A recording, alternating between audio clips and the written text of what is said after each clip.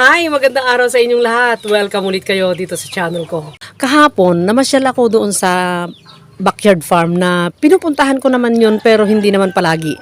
Siguro may mga 1 year, 2 years ganyan na bago ko puntahan. Kasi nung una, pinuntahan ko yon, ang bahay ng mga manok nila ay nasa ilalim ng kubo nila doon sa farm. Yung itaas, tinutulugan nila, and then yung nasa ibaba, yun yung mga manok nila. Pero yung mga manok naman nila ay nakagala during the daytime at saka lang sila hahapon pagka gabi. Kaya doon nila inilalagay. Pero ngayon, separate na. Kung natandaan niyo yung video noon na yung sabi ko kakaibang bahay ng manok, yun. At nung sunod na pinuntahan ko, meron na silang baka. Tapos may kambing, pero konti lang. Kasi backyard nga lang. Pero nag-umpisa na ulit sila ng manukan nila doon. Pero kaunti pa lang din. Ngayon, binisita ko ulit sila. Kasi ang ganda ng site nila. Alam niyo yun, yung rolling terrain. Tapos yung damo nila, pantay-pantay. Tapos paligid nila puno. Nakakatuwa rin naman kasi nag-umpisa lang sila sa isang manok daw noon, isang inahin. At syempre, merong tandang yon. Kaya lang hindi ko na makita kasi yung tandang. Ito yung inahin Pero ilang taon na yan, mga 2 to 3 years na siguro daw yan. Or mas mahigit pa kaysa 3 years na inahin nila yan. Pero nangingitlog pa rin at naglilimlim pa rin ng maayos. Kaya nakakaproduce sila ng sarili nilang kiti para palakihin nila na pang-ulam.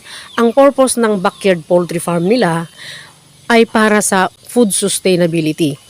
Kasi sa halip na magbenta sila ng manok na napalaki nila doon sa palengke, para ibili lang din ng manok na nandun sa palengke, edi yung native chicken na lang ang uulamin nila, alaga pa nila, alam nila kung anong pinakain nila. Ang kinakain lang daw ng manok nila ay feeds at saka mais na pinaghalo. Pero syempre, limited yung pagpapakain nila ng feeds at saka yung mais na pinaghalo. Kasi nakagala nga sila, so dahil maluwang naman ang area na nilalakad-lakaran ng mga alaga nilang manok, maraming mga damo, insekto, mga worm na nakukuha nila dyan sa paligid. Kaya naman, ang mga manok nila ay napakasisigla.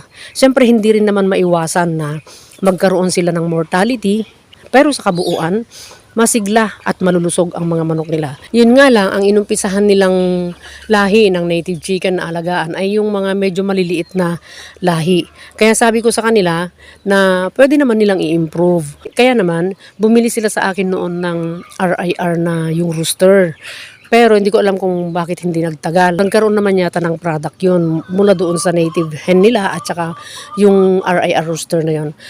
So, meron mga kiti dyan, meron mga pulet dyan na ang kulay nila ay para mga orange, mga ganyan. So, nahaluan na ng native yun, naghalong native at ano na yun, RIR. Maraming gustong mag-alaga ng manok na native, pero iniisip nila yung kulang sila sa space, kulang sila sa kapital. Pero, alam nyo ba na pwede naman mag-alaga ng kahit konti lang, mag-start ka ng kahit konti lang. Kasi ang native chicken ay ito yung isa sa may pinakamurang kapital at pinakamabilis na maparami. Kasi kahit na ilang heads lang yung pinag-umpisahan mo na ready to lay or inahin at may rooster ka, mabilis kang magparami. Pwede kang makapagparami ng kiti nang hindi mo kailangan ng maraming kapital at maraming inahin.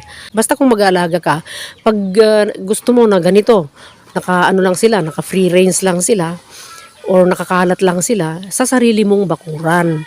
Ito kasi may bakod, itong area na to. So, sa sarili mong bakuran para hindi sila lilipat sa kung saan-saan. Maging responsable ka dapat na farmer para hindi maperwisyo ang mga kapitbahay mo sa pag-shoo sa mga manok mo. Pag pumunta sila sa kusina nila, doon sa paligid nila na may garden, tutukain nila, sisirain nila yung mga naitanim doon na gulay na halos hindi pa nabubuhay, kinakalaykay na nila, kinakalaykay na nila. Ganon. So, kung gusto mong pakawalan mo lang yung mga manok mo, dapat may bakod ang lote mo. Para hindi sila gagala-gala kung saan-saan. At saka ka maghahanap ng kiti na nawawala or inahin na nawawala. Sayang, di ba? Sayang ang puhunan mo. Kahit konti lang yan, sayang din yung pinapakain mo kung hindi mo aayusin ang pag-aalaga mo. So, hindi problema ang space, kapital, at pagpapakain. Kagaya dito, maraming libreng damo dyan, di ba? Insekto, worm. Tapos pakakainin na lang ng konti. So tipid-tipid talaga. Pero masigla sila, malusog. At nauulam nila na malinis yung manok. Pero kung gusto mong pangbenta ang native chicken mo, pumili ka ng malaking breed ng rooster na or pang breed mo sa kanila para ma-improve yung lahi ng native chicken mo. Huwag mong pananatilihin ng matagal yung tandang na iyon at iyon at iyon. Kasi, so kailangan may routine na pagpapalit. Ang lawak ng paligid nila, no? So, na-enjoy ko ang pagbisita dito kasi iba talaga. Iba yung mga damo. Luntian ang paligid nila. Green na green. Tapos may creek dyan sa gilid dyan sa baba. Masaya. Masarap mamuhay sa ganitong lugar. Fresh ang hangin.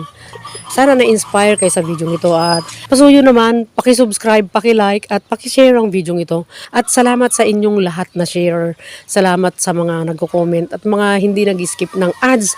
Thank you yung mga subscriber ko. Thank you both old and new, mga bumabalik at hindi pa nakakabalik.